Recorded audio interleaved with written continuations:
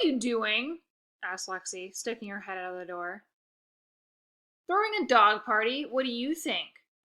I think you're pacing on our lawn. I don't see dogs. They're coming, I said. Any moment now. Lexi scanned the street. Still don't see anyone. She scanned the street again. Still no one. They'll be here. It takes money to make money. It takes brain cells to have a brain. Then too bad you don't have any. She shook her head, chuckled, and went inside. Just in time, too. She wasn't going to ruin this party like she ruins everything else. A few minutes later, the first guest trotted up, a small bald guy wearing thick glasses with a large black Doberman. Welcome to the dog party, I exclaimed with my biggest smile. You're the first ones, but we're expecting 200 dogs. 200? The man blubbered. He had some sort of tic and his eyes kept blinking, but not at the same time. It was sort of freaky. Maybe we should go. Dodger doesn't like big crowds. He snuck a nervous peek at the Doberman. Well, maybe not 200, I assured him. Your dog will be fine. I couldn't lose my only guest. I pointed to the former fishbowl. It's free, but donations are welcome. Dodger's owner took out a dollar bill. $5 is better, I suggested. The guy frowned but coughed up the dough. I also walk dogs, you know. I handed him one of my business cards. I'm not only great with dogs, but I'm ultra responsible, I said. The man looked at my card and nodded. We could use a dog walker, he said. Bingo. Meanwhile, another party guest jogged up the sidewalk, a leash in her hand. She had a golden retriever that looked a lot like Alfalfa. I rushed over. Welcome to the dog party. $5, please. I thought it was free, she asked. Donations are encouraged, I said, and pointed to the jar. She paid up. I was going to earn a bundle from this party. I made a list in my head of other things I could collect donations for. The Help I'm Stuck with Living with Lexi Fund. The Help Me Find the Circus So I Can Sell Lexi charity. The Help Me Buy Snakes to Put in Lexi's Bed Foundation. The options were endless. Too bad I didn't have more fish bowls. If I did, I bet I could have earned $500 by dinner time. I handed the jogger my card. And I'm the best dog walker in town. Just ask anyone. Well, not anyone, I added softly. Let's get a treat, Precious, said the woman to her golden retriever, leaving her to the one of the food bowls. But the Doberman decided he wanted that bowl at the same time. He growled and bared his teeth as Precious got close. Dodger, no, said the short bald guy, tugging on Dodger's leash. The guy's eyes blinked randomly. Back, Precious, back, said the woman jogger to her golden retriever. Precious was tough, though. She was only half the size of Dodger, but she stood her ground. Still, things didn't look good. No problem, I assured them. I'm a professional dog walker, after all. This was just the sort of thing that would impress future clients. I bent down and patted the Doberman's back. It's okay, boy. Dodger snapped at me, and then at Precious.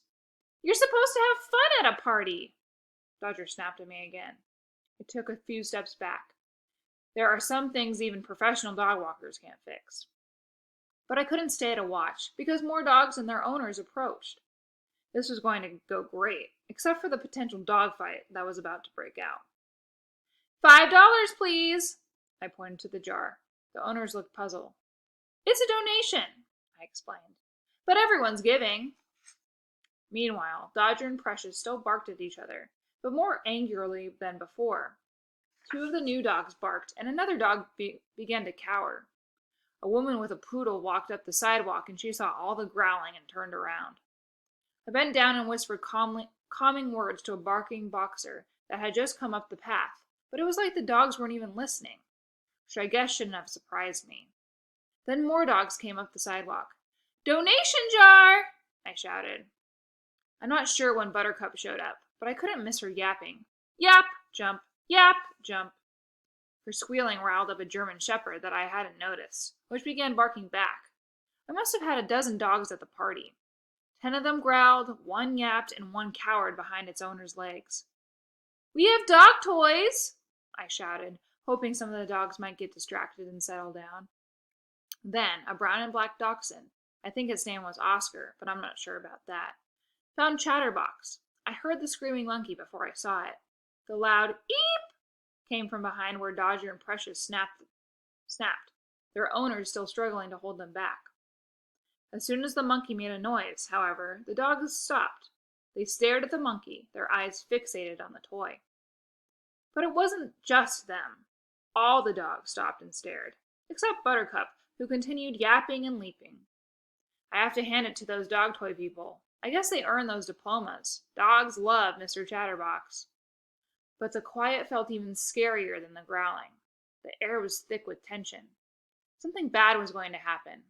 I took 2 steps toward my house. Dodger and Precious continued staring at Oscar and Mr. Chatterbox, their eyes growing wider, their mouths expanding. Drool dripped off Dodger's fangs. All the dogs, except Buttercup, gaped. 11 dogs, 1 toy. Oscar dropped the toy and stepped back.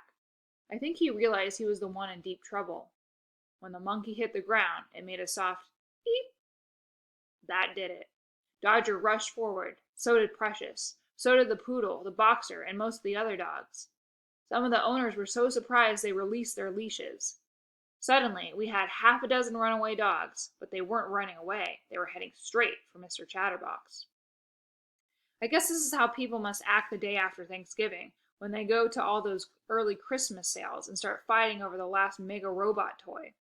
6 dogs pounced on poor Mr. Chatterbox at pretty much the exact same moment. Even Buttercup got into the action as a poor Mrs. Linklater shrieked, "Come back, Mama!" The poor stuffed monkey's screams were now screams of agony, as pieces of her face, fur, and arms were ripped to shreds by a horde of frenzied dogs. 2 dogs played tug-of-war with a leg. Another dog ate Mr. Chatterbox's head and then threw it up. I didn't want to watch, but it was like a traffic accident. I sort of had to look, even though it was horrible. Owners grabbed leashes and desperately yanked their pets away from the melee.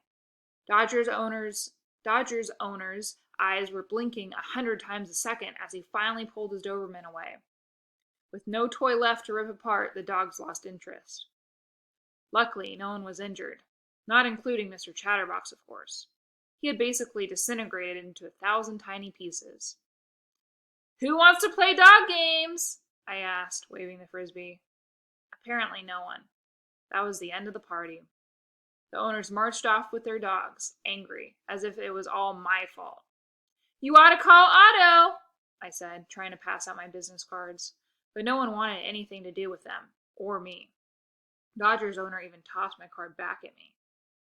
Mrs. Linklater walked away angry too, and I'm pretty sure Buttercup stopped yapping just long enough to snarl at me. But how was I supposed to know that Mr. Chatterbox would be so popular? Just as bad, almost everyone grabbed their money back from the jar. 2 of Mom's soup bowls had broken in half, and the rest were covered in dog spit. She was going to kill me.